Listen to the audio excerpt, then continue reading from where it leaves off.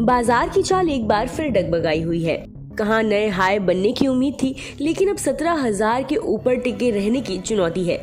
Global संकेत खराब है, FIIs के जाने का सिलसिला कायम है। ऐसे उतार चढ़ाव भरे बाजार में कोई शख्स आपको सही राह दिखा सकता है तो वो है बाजार के अनुभवी expert Motilal Oswal financial services के को-फाउंडर रामदेव अग्रवाल।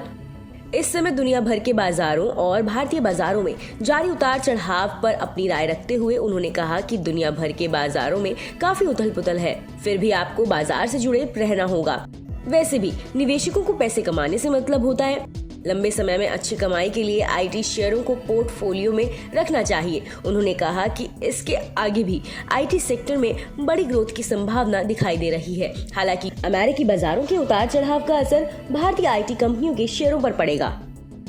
एक तरफ ग्लोबल संकेत खराब दिख रहे हैं और FIIs के जाने का सिलसिला भी कायम है।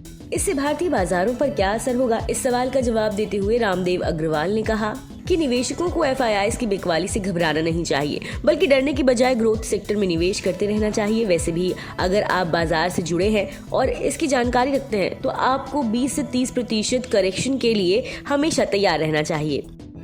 वहीं बैंकिंग शेयरों पर बुलिश नजरिया पेश करते हुए उन्होंने कहा कि इसके आगे बैंकों से अच्छे प्रदर्शन की उम्मीद है। बैंकों की क्रेडिट डिमांड काफी मजबूत हुई है। इतना ही नहीं, बैंकों के हाथों में अब पहले से ज्यादा कानूनी शक्ति आई है।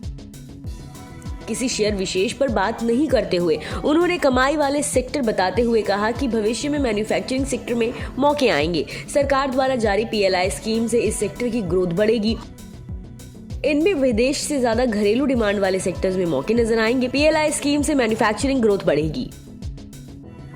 आज यानी 10 अक्टूबर से शुरू होने वाले कंपनियों के तिमाही नतीजों के बारे में उन्होंने कहा कि अब की बार बैंकिंग ऑटो कंपनियों से अच्छे नतीजे आने की संभावना है, जबकि उनका मानना है कि कमोडिटी से जुड़े कंपनियों के नतीजों पर दबाव नजर आ सकता है। बता दें कि मनी कंट्रोल पर दिए गए विचार एक्सपर्ट्स के अपने निजी विचार होते हैं। वेबसाइट या मैनेजमेंट इसके लिए उत्तरदायी नहीं है।